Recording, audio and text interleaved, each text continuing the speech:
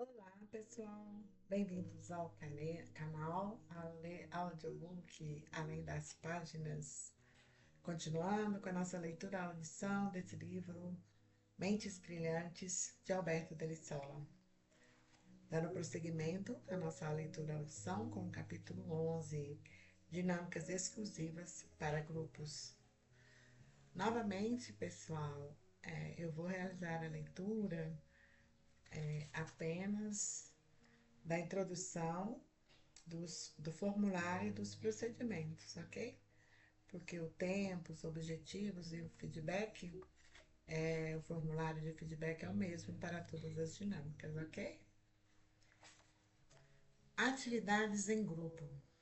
Pensamento de grupo é um tipo de pensamento excluir, que tenta minimizar conflitos e chegar ao consenso sem testar, analisar e avaliar criticamente as ideias.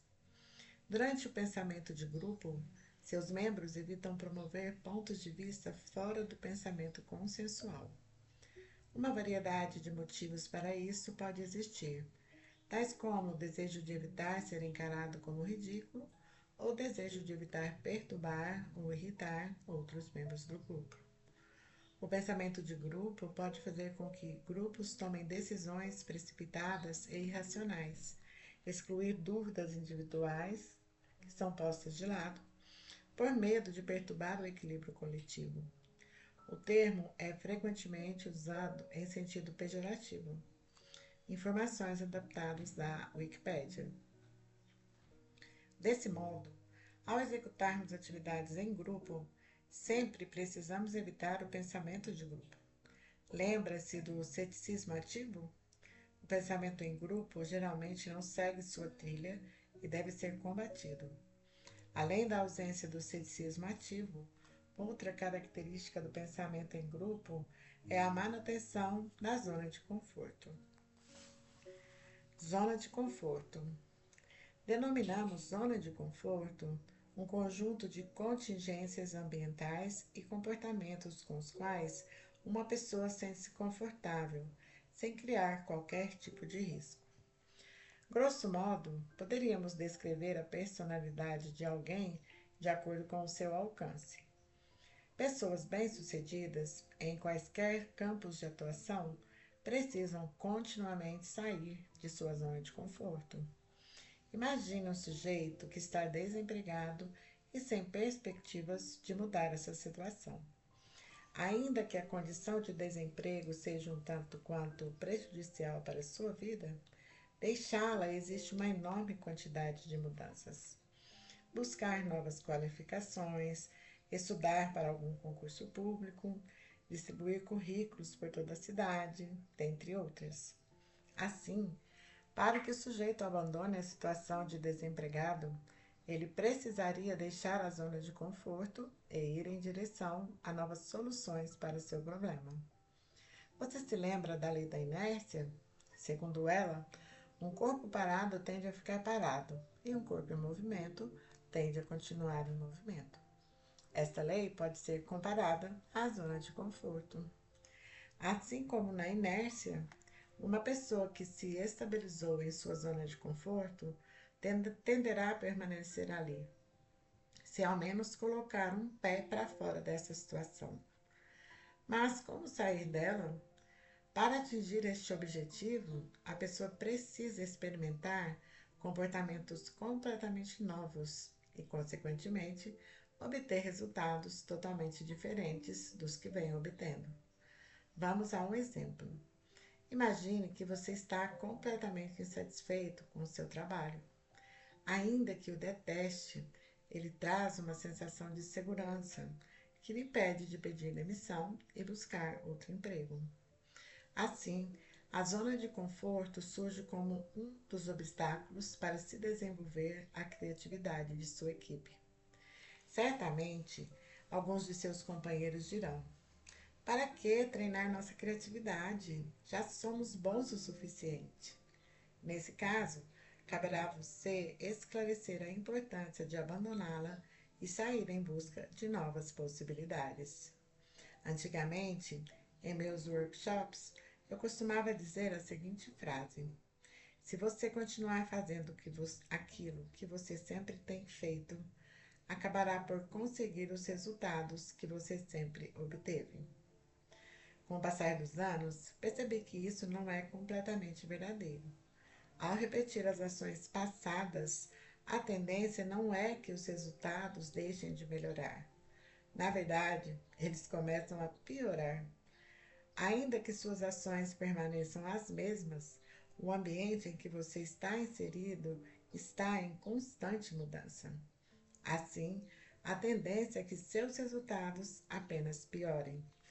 A seguir, selecionei uma pequena fábula que mostra isso com bastante clareza.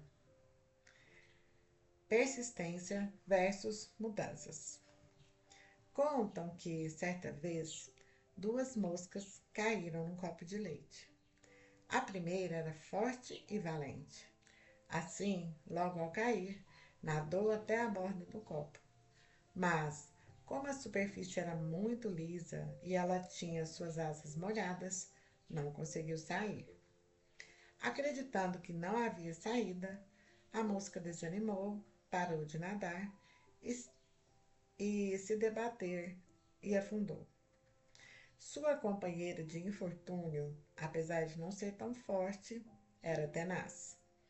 Continuou a se debater, a se debater e a se debater por tanto tempo que, aos poucos, o leite ao seu redor, com toda aquela agitação, foi se transformando e formou um pequeno nódulo de manteiga, no qual a mosca tenaz conseguiu com muito esforço subir e dali alçar voo para algum lugar seguro. Durante anos, ouvi esta primeira parte da história como elogio à persistência, que sem dúvida é um hábito que nos leva ao sucesso. No entanto, tempos depois, a mosca tenaz, por descuido ou acidente, novamente caiu no copo. Como já havia aprendido em sua experiência anterior, começou a se debater na esperança de que, no devido tempo, se salvaria. Outra mosca, passando por ali e vendo a aflição da companheira de espécie, pousou na beira do copo e gritou: Tem um canudo ali, nade até lá e suba por ele. A mosca tenaz não lhe deu ouvidos, baseando-se na sua experiência anterior de sucesso, e continuou a se debater e a se debater até que, exausta, afundou no copo cheio de água. Quantos de nós, baseados em experiências anteriores, deixamos de notar as mudanças de ambiente e ficamos nos esforçando para alcançar os resultados esperados, até que afundemos na própria falta de visão? Fazemos isso quando não conseguimos ouvir aquilo que quem está de fora da situação nos diz. Autor desconhecido. Grupo versus individual. Conforme dito anteriormente, não existe problema que as atividades individuais sejam também utilizadas por grupos. Desse modo, todas as dinâmicas listadas no capítulo anterior podem ser facilmente adaptadas para trabalho em grupo. Em contrapartida, as dinâmicas grupais nunca poderão ser feitas individualmente. Assim, é sobre essas dinâmicas que discutiremos neste capítulo. Seja o número 1. Introdução. Quem não deseja ser o número 1? Nelson Piquet costumava dizer que o segundo lugar era o primeiro na lista de perdedores. No entanto, o desejo em ser o número 1 não é privilégio de esportistas. No mundo corporativo, é importante escolher um nicho comercial e, buscando a excelência, dominá-lo. Quem nunca ouviu falar do Google? Quando seus criadores foram questionados acerca da origem de tantas ideias inovadoras, a resposta foi simples: apenas buscamos oferecer o melhor serviço possível. Assim, a busca pela excelência é uma realidade no mundo atual. Nessa dinâmica, seja o número 1, abordaremos maneiras de se utilizar a busca pela excelência como um modo de gerar ideias. Tudo o que o seu grupo precisará fazer é listar todas as qualidades que seu produto já possui atualmente e, em seguida, listar características que o tornariam o número 1. Objetivos: ajudar os participantes a gerarem o máximo de ideias criativas possível. Ajudar os participantes a aprenderem a utilizar atividades de geração de ideias. Participantes: pode ser aplicada em pequenos grupos de 4 a 7 pessoas. Material necessário: para cada grupo, pincel atômico, flip chart e diversas folhas de papel. Para cada participante, um formulário e canetas. Formulário: para utilizar a dinâmica Seja o número 1, cada participante receberá um formulário contendo 2 colunas. A primeira intitulada Características Atuais e a segunda intitulada Características para a Excelência. Tempo: 30 minutos. Procedimentos: distribua entre os participantes os formulários referentes à atividade Seja o número 1. Instrua os grupos a listarem no formulário, em apenas uma coluna, todas as qualidades dos processos ou produtos a serem melhorados. Não inclua apenas as qualidades essenciais, mas também as acessórias ou supérfluas. Após listarem todas as características, peça ao coordenador de cada grupo para anotar todas elas no flipchart. Mais uma vez, será utilizada apenas uma coluna para isso. Instrua cada participante a preencher a segunda coluna de seu formulário, utilizando alguma qualidade que torna a característica listada anteriormente como a melhor possível. Por exemplo, suponha que você deseja melhorar um papel higiênico. Desse modo, poderia surgir na primeira coluna as características, folhas simples e macias. Em contrapartida, na segunda coluna, poderiam surgir características como folhas duplas, macias e cheirosas. Após cada participante listar as características atuais e as características para a excelência, o coordenador de cada grupo anotará no flipchart todas as características para a excelência listadas pelos participantes. Finalmente, cada grupo fará um brainstorm acerca de ideias que possam possibilitar que cada característica de excelência seja alcançada. Discussão: uma das grandes vantagens dessa técnica é que ela cria um ar de competitividade que auxilia o processo criativo. Ao listar as características atuais de seus produtos, os participantes se remetem aos produtos de concorrência e à possibilidade de derrotá-los com produtos ainda melhores e mais criativos.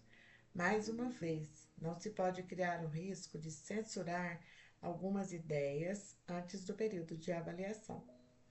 Não se esqueça de criar um cartão de feedback para que os participantes possam emitir sua opinião acerca da atividade. A atividade foi útil para a geração das ideias? Qual momento da execução da dinâmica foi mais útil? O que foi mais desafiante? Em que outros contextos podemos aplicar essa dinâmica? Em uma escala de 5 a 10, como você classificaria essa dinâmica? O que você aprendeu? Quais ideias foram geradas e quais as mais interessantes? Exposição de arte. Introdução. Quem nunca visitou um museu de arte?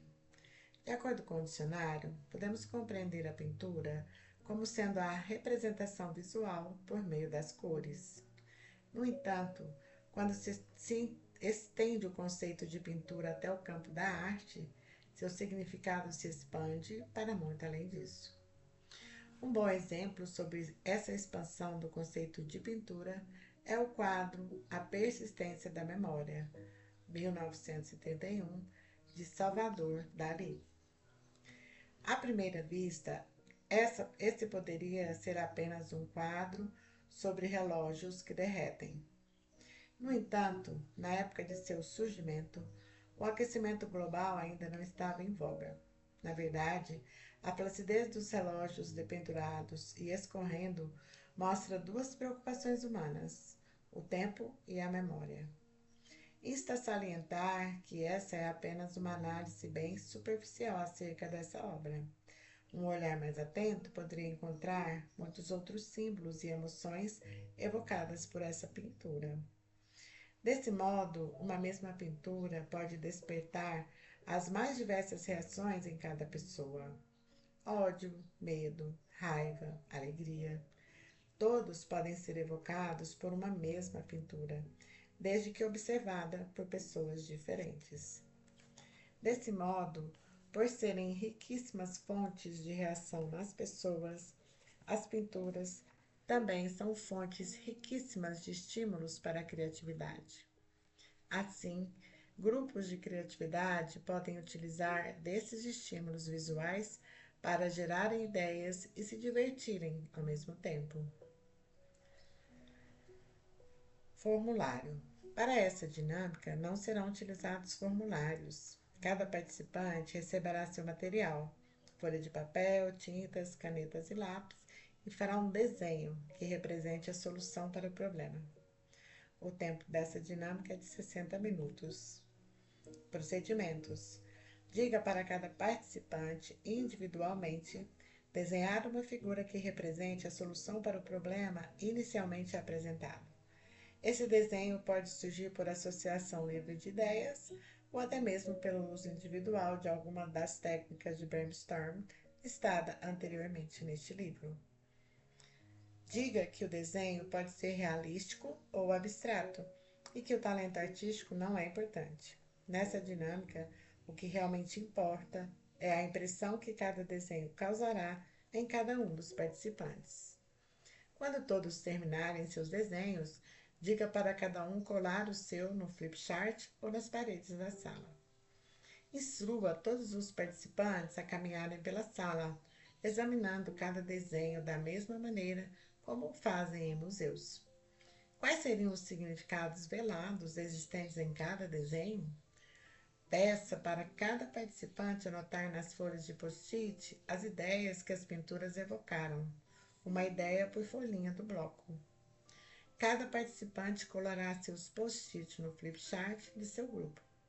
Cada grupo discutirá suas ideias e elegerá as melhores, para posteriormente discutirem com todos os participantes. Variações. Peça que metade dos grupos faça um desenho abstrato e que a outra metade faça uma representação realística acerca da solução apresentada. Outra variação seria permitir que todas as pinturas tenham participação de todos os envolvidos na dinâmica. Para isso, todos ficariam sentados em uma mesa, fazendo seus desenhos. Após alguns minutos, o coordenador faria um sinal para que cada um passasse seu desenho para o participante ao lado. Em seguida, cada participante passaria a completar o desenho que havia sido iniciado anteriormente pelo participante ao lado. Novamente, após alguns minutos, o coordenador daria um sinal para que todos passassem o desenho em que estavam participando para o colega do lado. Assim, o processo se repetiria até que todos tenham contribuído em todos os desenhos. Discussão. Não é preciso que os participantes tenham talento artístico para fazer essa atividade. Algumas vezes, desenhos com baixíssima qualidade artística acabam por evocar ideias mais criativas que aqueles muitíssimo bem feitos. A razão é simples. Desenhos mal feitos acabam por aguçar a imaginação acerca do que eles seriam, tornando-se excelentes gatilhos para a criatividade. Durante a execução do exercício, surgirão desenhos realísticos e abstratos. Ao final da atividade, questione aos participantes se houve alguma diferença entre as pinturas abstratas e realísticas, no que tange à evocação de ideias criativas. Ao final da atividade, será preciso que os participantes lhe deem um feedback acerca daquilo que foi discutido e criado. Caia na real. Introdução. Todos já ouvimos alguma vez as expressões: essa é a ideia mais estúpida que eu já ouvi. Isso nunca vai dar certo. Quanta idiotice! Caia na real, dentre outras. Devido à existência da zona de conforto, nós temos uma tendência em reagir negativamente quando ouvimos alguma ideia inusitada. Geralmente, quanto mais inovadora, mais repulsa ela causa em nós. Essa reação pode ser descrita da seguinte maneira: se eu nunca ouvi falar ou se vai contra tudo que eu aprendi até hoje, então não presta. Caia na real. Essa atitude negativa não trará qualquer benefício para nosso desenvolvimento individual ou em grupo. Na verdade, esse tipo de atitude consegue criar um clima bastante negativo entre os colegas de equipe, visto que todos passam a se policiar bastante, censurando todas as suas ideias. No entanto, fique tranquilo. Existe um lado positivo em caia na real. Se utilizada corretamente, essa técnica pode ser muito útil para adaptar ideias que não foram aceitas no processo de avaliação do brainstorm. Formulário. O formulário para essa dinâmica não precisa de qualquer texto em especial. Você precisará de apenas uma folha em branco para que cada participante liste as duas piores ideias que surgiram no processo de brainstorm e suas respectivas adaptações. O tempo: 30 minutos. Procedimentos: distribua entre os participantes os formulários referentes à atividade. Instrua-os a iniciar uma sessão de brainstorm por aproximadamente 15 minutos. Cada participante é instruído a eleger, dentre suas próprias ideias, aquela que é mais impraticável ou estúpida. Essa ideia será escrita em um post-it e entregue ao coordenador de seu grupo. O coordenador de cada grupo, de posse de todos os post-it com as ideias mais estúpidas, define as 3 mais impraticáveis dentre todas elas. O coordenador de cada grupo anotará essas 3 ideias mais impraticáveis no flipchart e instruirá todos os participantes a iniciarem um novo brainstorm. Como adaptar essas ideias e torná-las úteis e praticáveis? Cada participante anotará suas novas ideias em seus blocos de post-it e as afixará no flipchart. O coordenador lê todas as ideias e inicia a avaliação de todas elas. Discussão. Esse é um exercício muito divertido e interessante, principalmente para participantes que são excessivamente críticos. Nesses casos, o criticismo excessivo acaba por se tornar um combustível para o processo de brainstorm. É surpreendente a maneira como ideias supostamente taxadas como idiotas podem ser utilizadas como estímulos para a geração de ideias simplesmente brilhantes. Ideias não precisam se encaixar perfeitamente aos seus problemas. Elas também podem ser gatilhos para outras ideias, mais práticas e interessantes. Como em todos os exercícios, ao final da atividade, será preciso que os participantes lhe deem um feedback acerca daquilo que foi discutido e criado. E assim finalizamos mais esse capítulo das dinâmicas exclusivas para grupos. Obrigada por estarem comigo até aqui e até o nosso próximo capítulo, que é um tema que eu gosto muito, mapas mentais. Até breve. Tchau, tchau.